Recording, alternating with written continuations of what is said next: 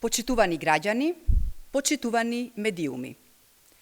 Социјалдемократскиот сојуз на Македонија, преку владата и парламентарното мнозинство, презема мерки за заштита на животниот стандард на сите граѓани во време на светска економска и енергетска криза. Подготвен е нов пакет на антикризни мерки вреден 350 милиони евра, кој е насочен пред се кон ранливите категории граѓани и оние семејства со ниски примања. 42.000 граѓани од ранливите категории во следните 4 месеци ќе добиваат по 3.000 денари. Истовремено, подсетуваме дека се уште е активна мерката за субвенционирање на сметките за електрична енергија на семејствата со ниски примања, за што се издвоени 60 милиони денари. Помош од 6.000 денари за период од 4 месеци ќе добиваат 92.000 пензионери со пензии до 11.525 денари, додека помош од 3.000 денари за истиот период ќе добиваат и над 66.000 пензионери, чија пензија изнесува помеѓу 11.526 и 14.000 денари. Сите овие мерки опфаќаат над 200.000 наши сограѓани, кои во оваа криза имаат најмногу потреба од помош од државата.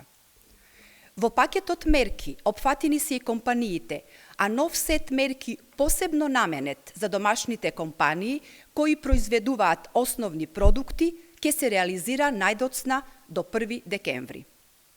Важно е да се напомене дека во сила останува мерката за субвенционирање на сметките за струја до 80% за над 800.000 домаќинства и 72.000 мали потрошувачи, како и тоа дека ДДВ за електричната енергија останува на 5%. Грижата на Социјалдемократскиот сојуз на Македонија за граѓаните е јасна и видлива. Годинава за антикризни мерки за помош одвоени се над 750 милиони евра. Нашата држава има одвоено најмногу средства за мерки за помош како процент од БДП споредбено со другите држави од Западен Балкан. Согласно проценките од групацијата на Светска банка, Северна Македонија како средства за помош има одвоено 5% од БДП, што е многу повеќе отколку другите држави, каде во Србија тој процент е 2,5%, во Косово 2,1%, додека во Црнагора тоа е само 0,1% од БДП.